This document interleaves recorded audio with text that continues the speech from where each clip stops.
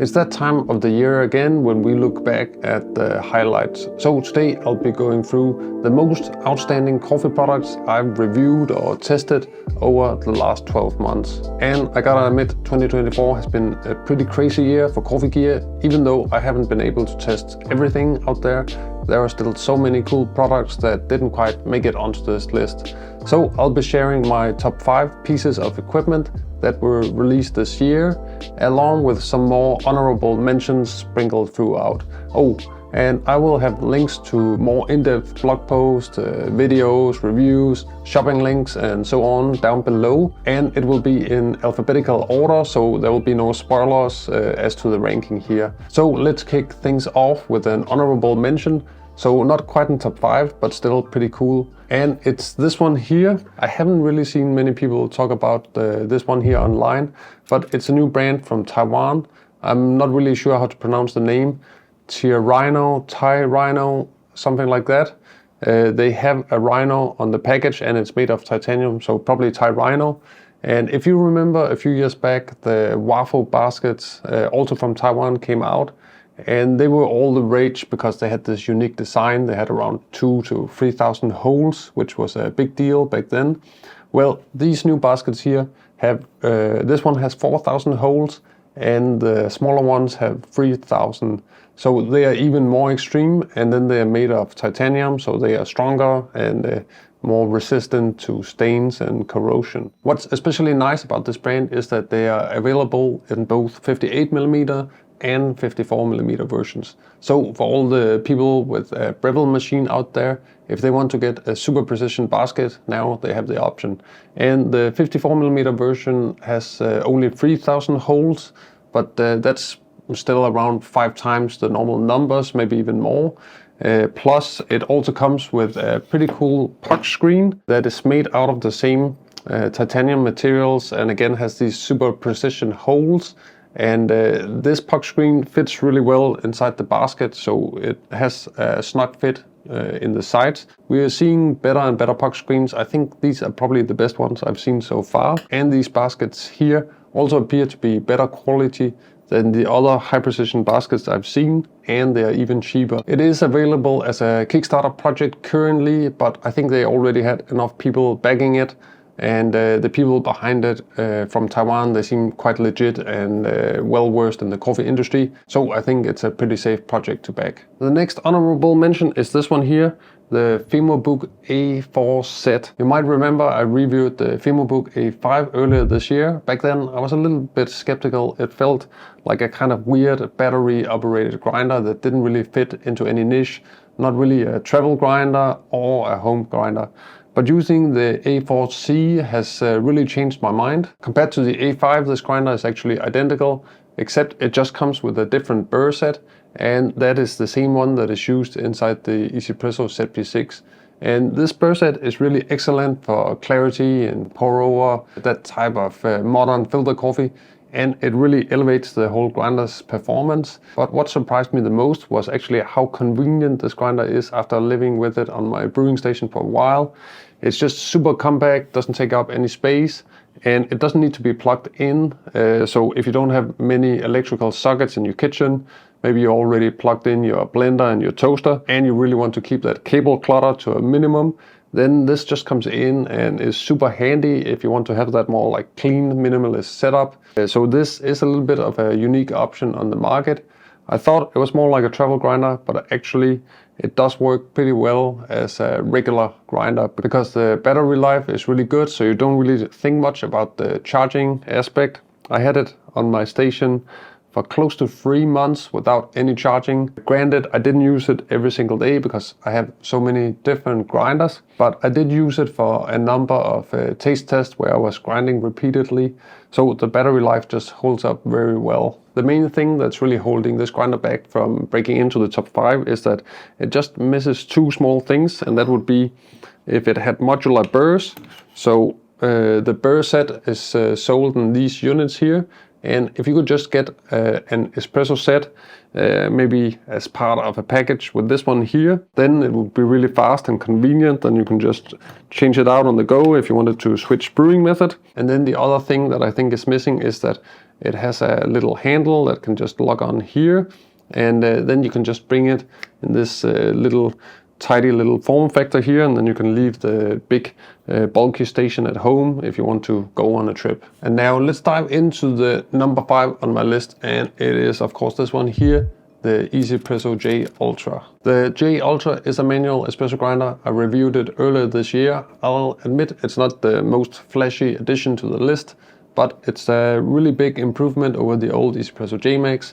And as far as manual espresso grinders go, I think they don't really come better than this. It's pretty top tier.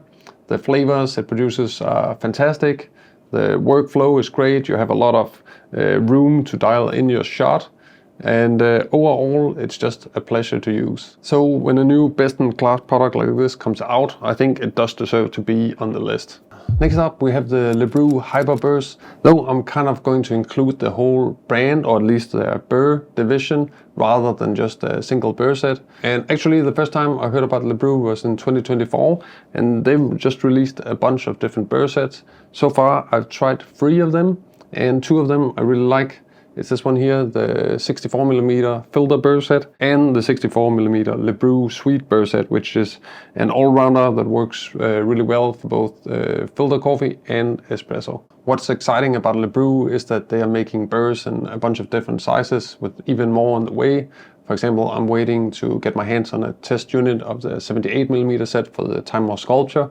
So it's refreshing to see a new brand enter this aftermarket burr space, especially one that is making cool products that are reasonably affordable. So for me, Lebrew has been a highlight in 2024, and if you want to read more about them, then I have a long article on my blog where I go into all the details about taste differences and so on, so there will be a link down below. At number 3 is the MeCoffee Apex version 2, and it's also known as the Turin Legato and a bunch of other names. Now, I know I included this machine on my list last year as well, but since then they addressed pretty much all of my complaints, so I have to add it again in this year.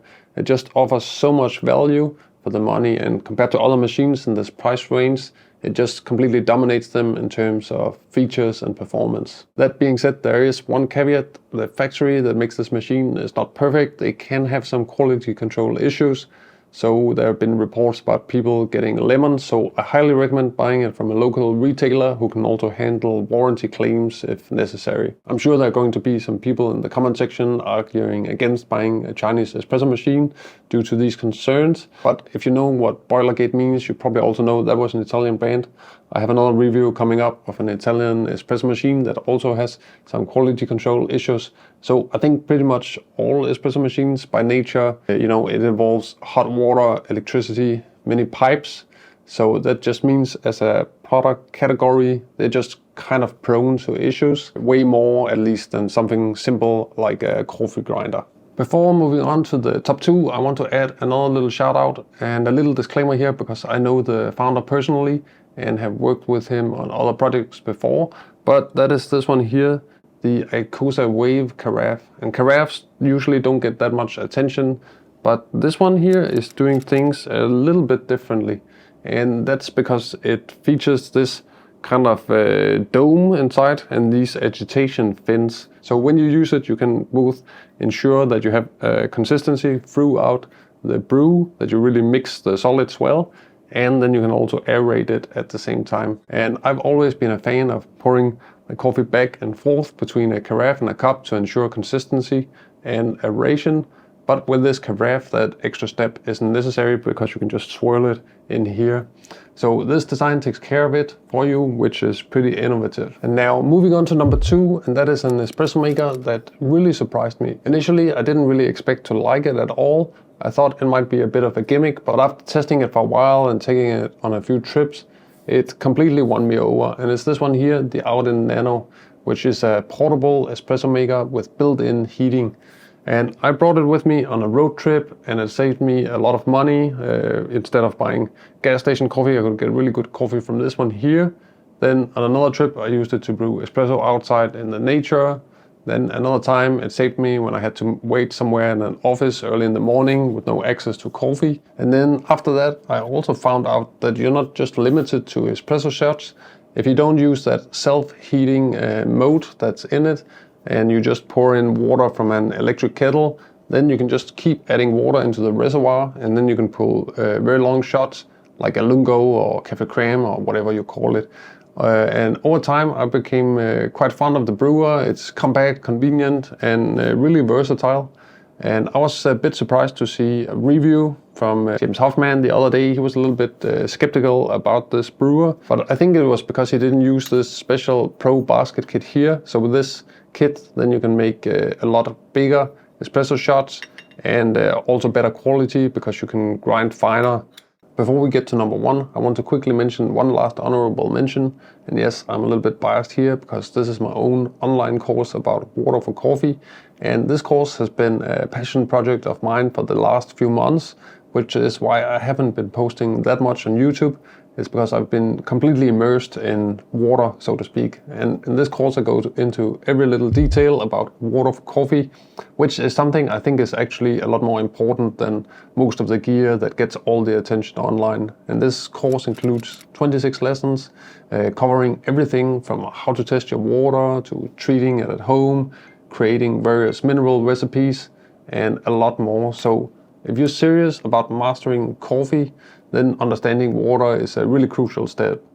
And now, time for the big reveal. The DF54 is my number one of the year. And honestly, this probably shouldn't be a surprise to you if you've been following the coffee gear discussion this year. The DF54 is just a disruptive product. It's a single dose flatbed grinder priced at just $229, and it's good for both espresso and filter coffee. I reviewed this grinder earlier this year, and I remember calling it a game changer right out of the gate. But since then, most of my coffee colleague reviewers have also checked it out, and I think most of them are pretty much in line with my feeling here.